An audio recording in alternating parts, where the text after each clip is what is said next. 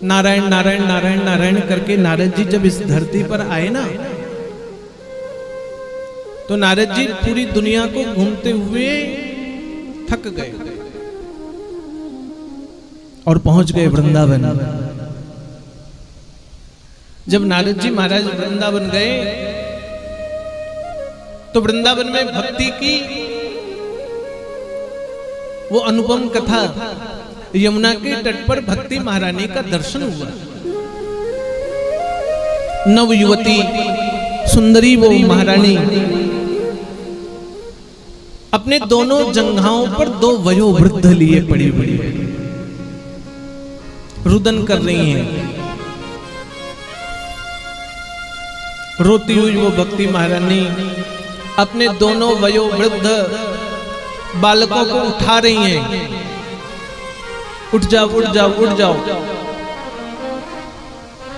जैसे ही नारद जी का दर्शन हुआ, नारद जी उस मार्ग से जा रहे थे तो नारद जी को रोक दिया।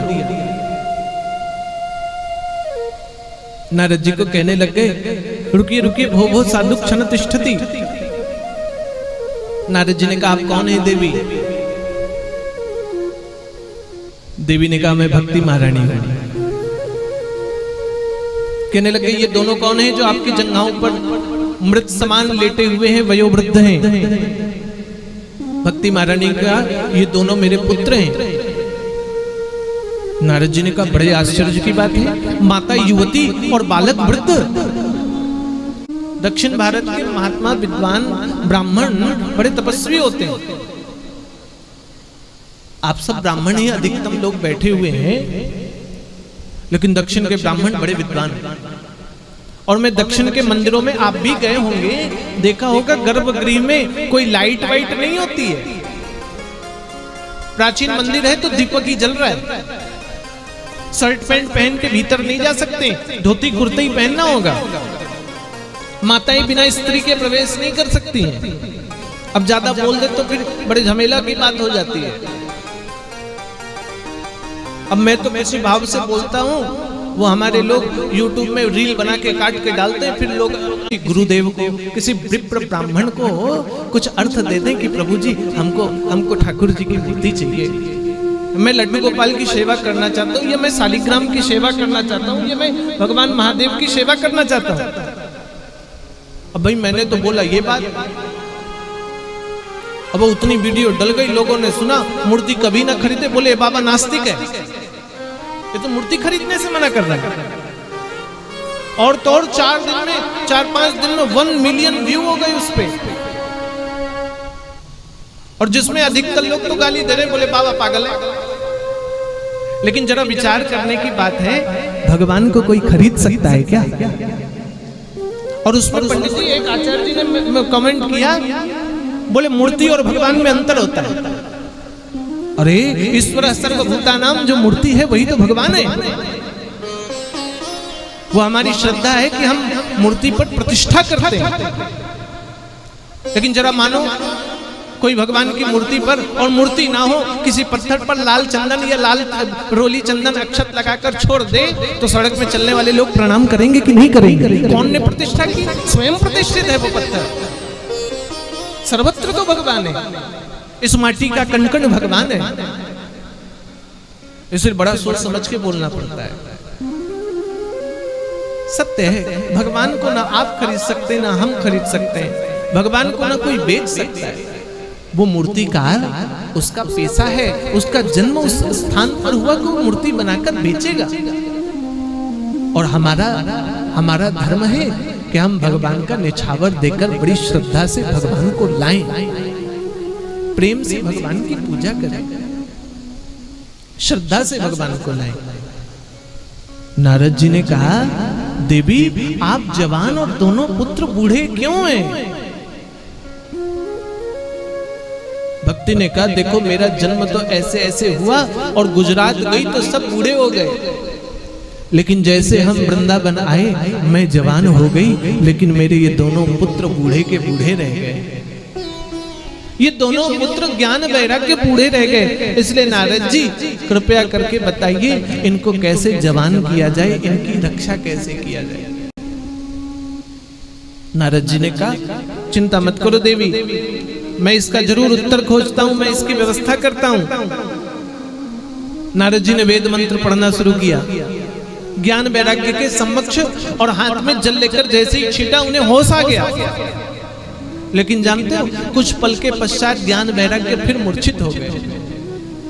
नारद जी ने दोबारा फिर मंत्रों का उच्चारण किया, हाथ में जल लेकर के पुनः जल को छीटा। जल के प्रभाव से ज्ञान वैराग्य फिर मूर्छित अवस्था को त्याग कर होश में आए, फिर मूर्छित हो गए।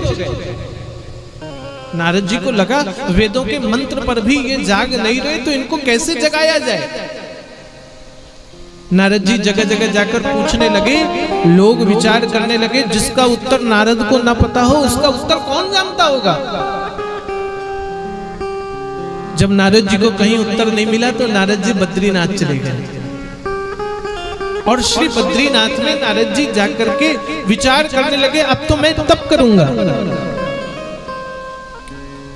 जैसे ही तप करने का विचार करने लगे नारद जी महाराज ना, वहां पर भगवान नारायण के ही रूप सनत कुमारों का दर्शन हुआ।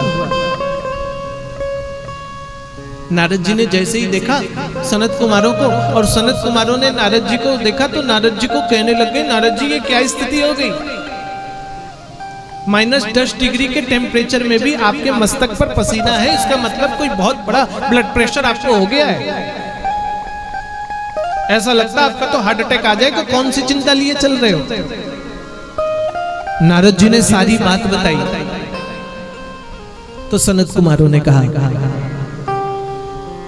कि सत्कर्म सूचको न्यून ज्ञान यज्ञो स्मृतो बुधे श्रीमद् भागवता लापो सदो गीत सुखादिवे। नारद जी महाराज ज्ञान वैराग्य और भक्ति को जगाने के लिए सत्कर्म करो। कौन सा सत्कर्म? तो कहने लगे एक ही सत्कर्म, ज्ञान यज्ञ करो। श्रीमद् भागवतम, आप भागवत की कथा का अनुष्ठान करो। नारद जी ने कहा मैंने वेद का मंत्र पढ़ दिया है, वेदों के उच्चारण करने के बाद भी जब ज्ञान वैराग्य जगे नहीं तो भागवत से क्या लाभ होगा। अच्छा एक बात आपसे पूछता हूं, आपको मैं बोलूं माता जी मुझे केला खाना है, तो आप केला लाकर दोगे या केले का पौधा लाकर दोगे? बताओ। केला ना। सनत कुमारों ने कहा इस समय उनको अमृत चाहिए। वेद तो वृक्ष है और भागवत उस वृक्ष का अमृत फल है, इसलिए इस समय उन्हें वेद मंत्र की आवश्यकता नहीं, वेद से ही उत्पन्न वेद का सार भागवत है। इसलिए नारद जी ज्ञान वैराग्य को भागवत श्रवण करो। नारद जी ने कहा भागवत के लिए तो बड़ी समस्या है, और भाई भागवत का अनुष्ठान करना आसान नहीं है, मीटिंग करना पड़ता है, फिर समाज के सब लोगों को इकट्ठा करना पड़ता है। और ये तो आगरा वासियों की असीम कृपा है, सब मिलजुल करके और बाकी सब समाज के लोगों का सहयोग होकर ये कथा हो रही है। कईयों ने दान दिया, कई यजमान बन रहे हो, कई देंगे। बहाना कोई भी हो, कथा होनी चाहिए। नारद जी ने कहा हमारा सामर्थ्य नहीं है, इतना पैसा खर्चा होगा, साउंड लगाना पड़ेगा, टेंट लगाना पड़ेगा, ये करना होगा, वो मैं तो बाबा आदमी।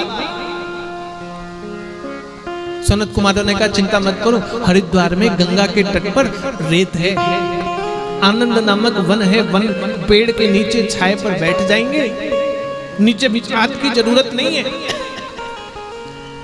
रेत पर बैठ करके कथा सुनेंगे, मौसम ठंडा रहेगा, प्यास लगेगी तो गंगा जल पिएंगे, और भूख लगेगी तो फल खाएंगे, और प्रेम से भगवान की कथा का अनुष्ठान करो।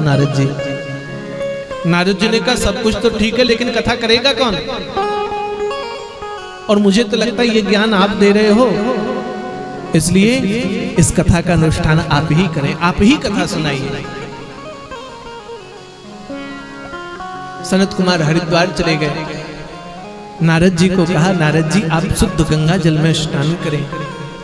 देवताओं ने जैसे ही सुना, स्वयं सनत कुमार और नारद स्वयं परीक्षित बनकर के कथा सुन रहे हैं, तो सारे देवता अपने अपने अपने लोक को छोड़ करके उस भूमि पर हरिद्वार पर आकर बैठ गए।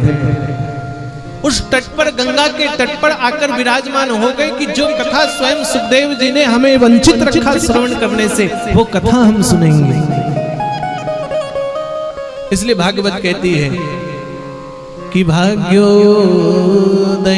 बहुजन्म समर्जितेन सत्संगमम च लभते पुरुषो यदा वे। जब बहुत जन्म का भाग्योदय होता है ना, करावल नगरवासी सुन लो, तब जाकर के भागवत की कथा सुन पाओगे। और गारंटी नहीं है कथा पांडाल में बैठ करके आप कथा सुन ही रहे हो। कथा पांडाल में बैठ करके इधर उधर आदमी को भी तो देखना है, कौन दीपक जला रहा है, कौन नहीं जला रहा है, कौन आ रहा है, कौन नहीं आ रहा है, किसने जलाया, किसने नहीं जलाया, कौन साड़ी पहन के किस रंग की आई, कौन आगे बैठा, कौन, ये सब भी तो देखना है। जरूरी नहीं कथा पांडाल में बैठकर कथा में मन हो। इसलिए मैं बार बार कह रहा हूं, आज पहला दिन है, आज छूट जाए तो चलेगा, कल से नहीं गड़बड़ होनी चाहिए। ध्यान केवल भागवत जी में। हमारे चेहरे को भी देखने की जरूरत नहीं, इतने सुंदर तो है नहीं। गोविंद को देखो, सामने भगवान बैठे, इनका दर्शन करते रहो। और बस ऐसा विचारो कि हम ही हरिद्वार में बैठ करके, हम ही नारद बन करके, हम ही परीक्षित बन करके स्वयं सुखदेव के मुखार बिंदु से हम ही कथा सुन रहे हैं। जब ऐसा भाव होगा ना, जब आप परीक्षित बन जाएंगे, तो निसंदेह भगवान की ये कथा सुखदेव के मुखार बिंदु से प्रकट होने वाली आपके जीवन में ऐसा ज्ञान के प्रकाश का दीपक जलाएगा कि आप जन्म जन्मांतर के बंधन से मुक्त होकर भगवान की शरणागति को निसंदेह प्राप्त करेंगे। इसमें कोई संशय नहीं है। नारद जी को कहने लग गए, आप गंगा स्नान करें।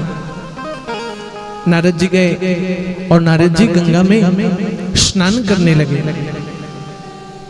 और जैसे ही गंगा में स्नान करके नारद जी महाराज सनत कुमार के सम्मुख विराजमान होकर के कथा श्रवण करने लग गए ना, जानते हो भागवत कहती है कि भक्ति सुतौ तो तरुणो गृहीत्वा प्रेमैक रूपा सहसा विरासे श्री कृष्ण गोविंद हरि मुरारी नाथेति नामा निमुहुर्वदन्ति। वो भक्ति महारानी कहाँ मूर्छित होकर के ज्ञान वैराग्य की मूर्छावस्था को लेकर वृंदावन है, और हरिद्वार में कथा चल रही है। दिल्ली वासी जानते वृंदावन और हरिद्वार दोनों उल्टे रास्ते पर हैं। एक पूरब तो दूसरा पश्चिम, एक उत्तर तो दूसरा दक्षिण। वृंदावन जाने वाले को हरिद्वार रास्ते पर नहीं मिलेगा, हरिद्वार जाने वाले को वृंदावन नहीं मिलेगा। और वृंदावन से हरिद्वार की दूरी भी कम नहीं है, दिल्ली तो आना ही पड़ेगा। कहां हरिद्वार में कथा होने लग गई, और जैसे ही कथा का आरंभ हुआ तो भक्ति सुतौ तो तरुणो गृहीत्वा प्रेमैक रूपा सहसा विरासे। श्री भक्ति महारानी स्वयं भागवत के मध्य में प्रकट हो गई, अपने ज्ञान वैराग्य रूपी दोनों पुत्र को लेकर के नाचने लग गई, नृत्य करने लग गई, श्री कृष्ण गोविंद हरे मुरारी का भजन कीर्तन करते हुए।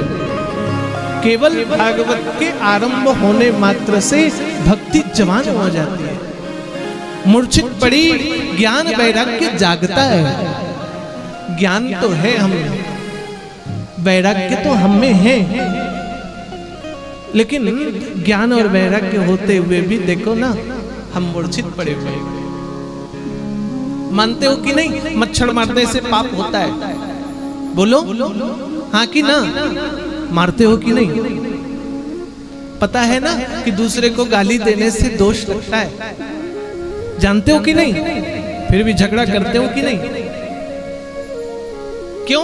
क्योंकि हमारा ज्ञान बूढ़ा है, हमारा वैराग्य बूढ़ा है। और जब कथा होती है ना भागवत की, तो भक्ति भी जागती है, ज्ञान भी जागता है, वैराग्य भी जागता है। इसलिए जितनी देर कथा सुनते हो ना, उतनी देर कमर का दर्द भूल जाते हैं आदमी, उतनी देर घुटने का दर्द भूल जाते हैं, उतनी देर घर का चिंतन भूल जाते हैं। जितनी देर भागवत के समक्ष बैठते हैं प्रेम से ध्यान लगाकर, उतनी देर सब कुछ हम भूल जाते हैं। ये भागवत की महिमा है, इसलिए ये भागवत अपार है। कहने लग गए श्री व्यास जी महाराज। व्यास जी महाराज कहते हैं कि ये मानवा पाप कृतस्तु सर्वदा सदा दुराचरता विमर्गा क्रोधाग्नि दग्धा कुटिलस्य कामनी सप्ताह यज्ञे कलो पुनन्तु ते। कि जो मनुष्य जीवन भर केवल पाप करता है, ये मानवा पाप कृतस्तु सर्वदा, कोई पुण्य का काम नहीं किया, सदा दुराचरता विमर्गता, केवल जीवन भर उसने पाप ही पाप किया, भगवान की भक्ति की ही नहीं। लेकिन वो आदमी भी यदि अंतिम समय में सप्ताह यज्ञेन कलौ पुनन्तु ते, जीवन के अंत में भी यदि सप्ताह कथा का श्रवण करता है तो वो मुक्त हो जाता है। और कथा कहने लग गए